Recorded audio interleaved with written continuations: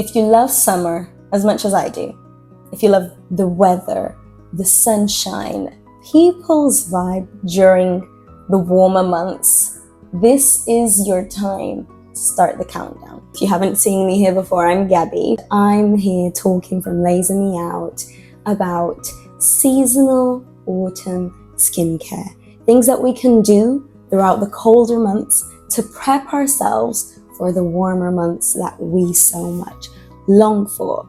As soon as the breezy, cold autumn air just starts flowing around London and the sky just automatically gets grey and the sunshine just slips away, I just want to hide under a rock and hibernate until summer comes, because I cannot do without heat. Heat is what keeps me going. Sunlight brings me joy, which is why I love the color yellow and why I need something during the colder months to keep me going. So find a cozy position, get some hot chocolate, a nice blanket, and watch this video so that you know how we can do the best to get through these cold months and enjoy the best of our summer months, because we took time investing now. So I'm not sure if you've noticed, but this happens to me, and maybe you haven't paid attention, but when the seasons change, our skin starts to react in a different way that it usually does. And that's just because there are different factors in the air. There are different things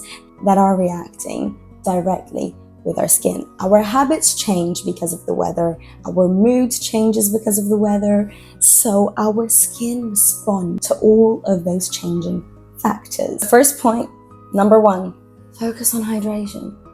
This is so important, guys, and I cannot stress this enough. I think that we forget how much we're actually dependent on hydration, how much our body needs it. A lot of the times where we're having digestive issues, skin breakouts, our hair is falling, and we just don't know why. And we start going to gummies, we start trying to do every other thing in the book, and we forget the number one step, hydration.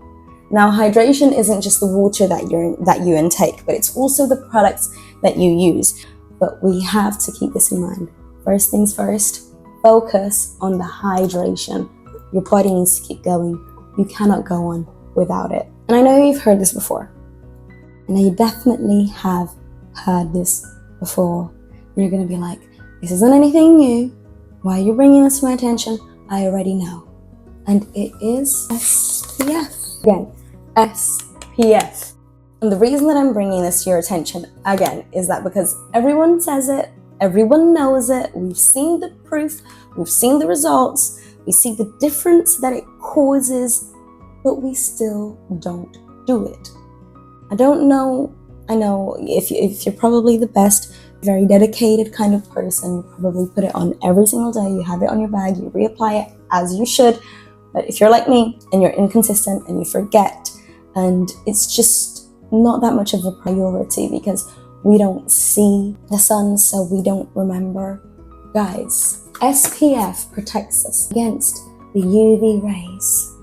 The sun doesn't burn you, the UV rays do, and they're still there on the cloudy days, cooler days, London days. You still need it because we need to protect our skin and repair our skin 24/7. But what you do also have to pay attention is that because we just mentioned hydration, because the season causes different needs to our skin, it's important to know if the product that you're using is delivering the things that you actually need. This one over here is one that we have at the clinic, and it is a cream-based one. It is a Hydra cream, which just provides you with both the hydration for dehydrated and dry skins, as well as a protection. We have other types, but this is the one that we usually recommend. It's actually the last one in stock, and I just took it to make this for you guys. But it's really important to know that you're giving your skin the things that it needs, whilst also protecting it from the things that it doesn't need. So we also have to keep in mind that our body doesn't just need chemicals and the things that we get in our products. A lot of them are beneficials, a lot of them cause a great impact, but we also need natural resources to soothe our skin, especially after we see our skin as irritated, if you have skin conditions, if you do something such as exfoliation, which is what we're going to talk about just in a sec, have something natural like the aloe vera gel.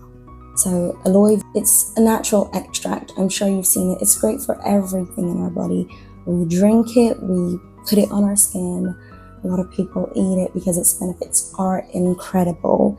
It's just one of the things that is so accessible. It's ridiculously accessible. You can find it anywhere, and it makes such a big difference. Whenever you have dry skin, irritated skin, pre-laser, this is a holy grail. This is it. This is one of the things that we always have to have. It's just so soothing. It's just so natural and so helpful for our skin that, believe me, you will thank me if you take this with you wherever you will go. Your skin will thank you. So now let's talk about what you should avoid during the colder months. First, boiling hot showers for a long period of time. We know it's very cold, and warm showers are just one of the things that we have that embraces us, especially when you're in a very cold country such as England. However, hot showers strip your skin. If you have long trips to the sauna, hot showers consistently all the time, it's just setting your skin up to being so much more sensitive than it has to be. So just be mindful. Hot showers, you can have them, just not too long, and to the point where you leave and your skin looks like you've just been through a blazing hot fire. Next thing, and this is something that I personally added. So I think that this is something that we don't talk about as much as we need to, but I feel that it's very common in everyone's life. And it's the fact that our skin reacts directly to the things that we put into our body. What do you mean, Gabby? About the things that we drink, the things that we eat. Now, during the summer months, and I'm not sure if this is just me, I don't think it is because I've asked other people, but I eat much less. However, during the winter months, I eat so much. So it's the Christmas festivals, it's just autumn coming in, it's coffee, hot chocolate. Every single morning, they launch different things everywhere. You literally walk in the streets and you smell the food, you smell the waffles, you smell the vendors just with everything. And I cannot resist. And then my skin resists against me. So being mindful of what we put into our body changes it. I have the kind of skin that if I eat chocolate tomorrow, I will have breakouts. I've got a breakout right here, right now, because I ate chocolate yesterday. So just being mindful of what you eat will definitely help your skin to thrive throughout the colder months. Now, number 3, and this may or may not come to a surprise as you, but colder months are great for laser hair removal. Why, Gabby? I think it's a little bit obvious, right? Even though the machine that we have here at Laser Me Out is safe for you to go out and have sun exposure for 24 to 48 hours after you've had the service and before you've had the service, you still have higher risks because, let's be honest, not everyone follows post-care or pre-care, and then we face those consequences. But it's easier to manage and it's easier to behave throughout the cooler months. So number 1 is the one that I've just mentioned. It's safer for our skin because it hasn't had that high exposure to the heat, to the sun, as it would during the summer months. But summer months were also busier than we would be in the winter months because we want to travel, we want to go out, we want to enjoy our time with our friends, with our family, doing whatever we want. But during the winter months, it's easier for us to manage our time and dedicate and invest and see the times. Also, I'm a terrible shaver within the winter months. What do I mean? I mean that I try to avoid shaving my legs for however long as I can. I'm going to be wearing tights, I'm going to be wearing trousers all of the time, so I try to avoid shaving just because I cannot be asked to shave every single morning, every week, whenever, especially because I do have sensitive skin, so I know my skin reacts, so I just want to avoid it. But because of that, it's easier for me to just shave the day before my laser session, because I'll have my session every 4 to 8 weeks, every 6 to 8 weeks, and I'll see the results throughout the winter months. So it's going to be growing less, so I won't need to shave as I usually would do in the winter months. And I can be a little bit more relaxed about it, not stressing in between sessions, shaving all the time, worrying about that. I'm just going to be sure that it's kind of like my mindset. It's my season of shaving less to shave never again. That's what the colder season is for. So it's just about investing in yourself so that future you has time to enjoy everything that present you submit themselves to. A few minutes every 6 to 8 weeks. So we're coming to the end of the video, and I just want to summarize that overall, autumn is the best month to reset your mental health, your body health, your skin health, and it's just paying attention to what you do, how you do it. A lot of the times you can keep doing the things that you do on a day-to-day basis, but being more intentional and mindful with it.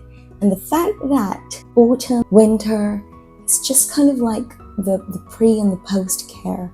So it's easier and safer for your skin throughout the colder months to invest so that in the summer months, you're free.